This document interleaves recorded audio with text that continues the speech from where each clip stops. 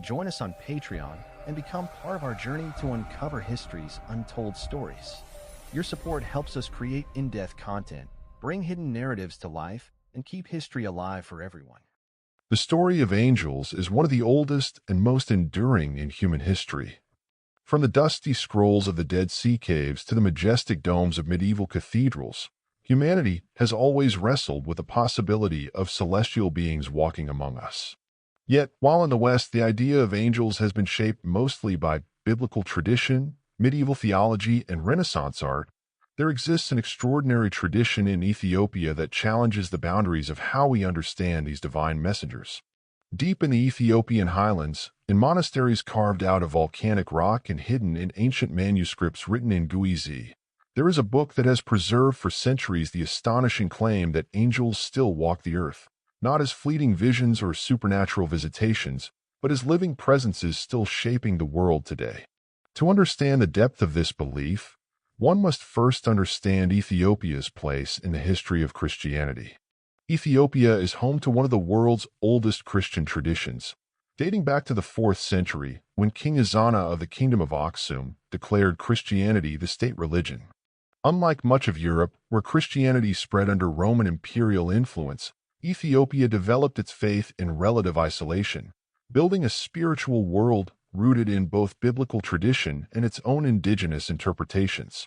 The Ethiopian Orthodox Tewahedo Church, one of the few Christian bodies to preserve entire books excluded from the European canon, holds scriptures that are virtually unknown outside its borders.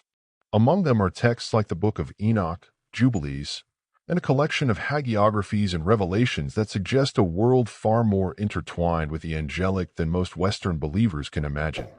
The Book of Enoch, which was preserved only in the Ethiopian Orthodox Bible after being lost for centuries elsewhere, is central to this understanding. It describes in vivid detail the Watchers, angels who descended to earth, taught humanity forbidden knowledge, and fathered the Nephilim, giant beings mentioned briefly in Genesis. While in the Western Christian world, Enoch's visions were deemed too dangerous and eventually discarded from the canon, in Ethiopia it was copied, studied, and venerated. The Ethiopian version of Enoch presents angels not as distant, unreachable beings, but as active presences in human affairs. This laid the foundation for a unique Ethiopian theology. Angels do not merely dwell in heaven, they move between realms, still visiting earth in ways that remain hidden to the unfaithful, but visible to the spiritually discerning. But the Ethiopian claim that angels still walk the earth extends beyond the Enochic vision. In monasteries such as Debre Damo, Debre Libanos, and Lalibela, monks preserve manuscripts that recount encounters with angelic figures well into the medieval period. These texts describe angels appearing not as winged beings clothed in light, but often disguised as weary travelers, poor beggars, or wandering hermits. The lesson woven into these accounts is clear. To mistreat a stranger is to risk offending an angel of God. This echoes the words of the Epistle to the Hebrews in the New Testament, which cautions, "Do not neglect to show hospitality to strangers, for by so doing some have entertained angels unawares."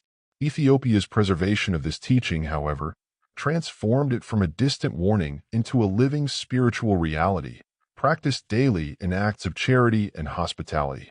The Ethiopian Synaxarium, a vast collection of saints' lives and liturgical readings, preserves dozens of stories of holy men and women encountering angels who guided them, healed them, or intervened in critical moments of danger.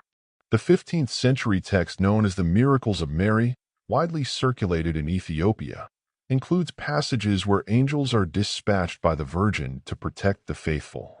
To Ethiopians, these accounts were not mere allegory but testimony, confirming that the invisible realm of angels overlapped constantly with human existence. In fact, in rural Ethiopia today, traditions persist in which villagers attribute sudden healings, mysterious deliverances, or even chance encounters with strangers to angelic intervention. One of the most striking elements of Ethiopia's angelology is the belief that angels are tied not just to individuals but to entire landscapes.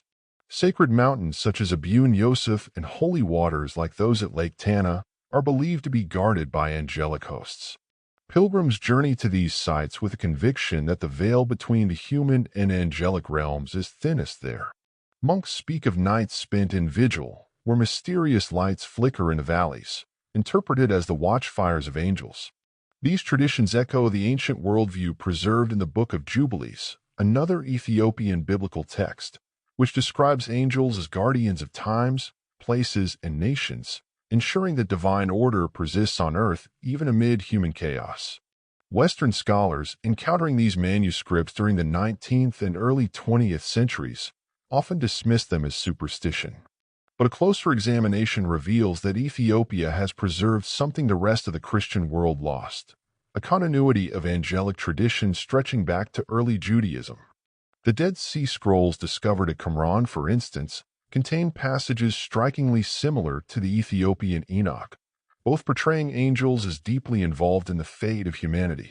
In most of the world, these traditions vanished under the dominance of Greco-Roman Christianity, which rationalized angelology into abstract categories of choirs and orders. Ethiopia, isolated in the Horn of Africa, remained a living museum of early angelic belief. The idea that angels still walk among us also played a political role in Ethiopian history. During the reign of Emperor Lalibela in the 12th century, it was widely believed that angels assisted in the construction of the rock-hewn churches that still stand today in Lalibela. Legend tells of workers laboring by day and angels continuing the work by night, which explained how such massive stone cathedrals could be carved so quickly and with such perfection. Even foreign visitors were struck by the story.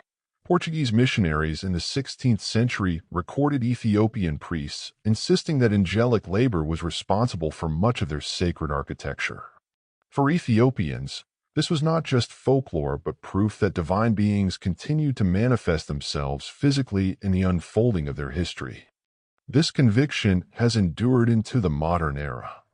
During the Italian invasion of Ethiopia in the 1930s, accounts circulated among resistance fighters of angelic visions on the battlefield. Soldiers spoke of seeing radiant figures standing between them and advancing Italian troops, or sudden mists that blinded enemy forces but spared Ethiopian fighters. While skeptics attribute these tales to wartime morale, within Ethiopia they were interpreted as confirmation of the old belief: angels do not merely belong to Scripture, but still defend the faithful when history demands it. The Ethiopian book that claims angels still walk the earth, then, is not just one text but a body of writings preserved uniquely within Ethiopian Christianity. From the Book of Enoch to the Synaxarium, from the miracles of Mary to oral traditions passed down in monasteries, Ethiopia's spiritual literature insists that the unseen realm is closer than most of us dare to imagine. Unlike the West, which relegated angels to symbolic or theological categories, Ethiopia continues to present them as real presences, sometimes hidden, sometimes revealed, but always walking among humanity. It is this remarkable continuity that makes Ethiopia a window into a forgotten world of faith. For those willing to listen to its manuscripts, the message is as startling as it is ancient. The boundary between heaven and earth is not as distant as we think, and angels, far from being locked away in sacred texts, may still be encountered in the stranger on the road, the whisper in prayer, or the hidden hand in history.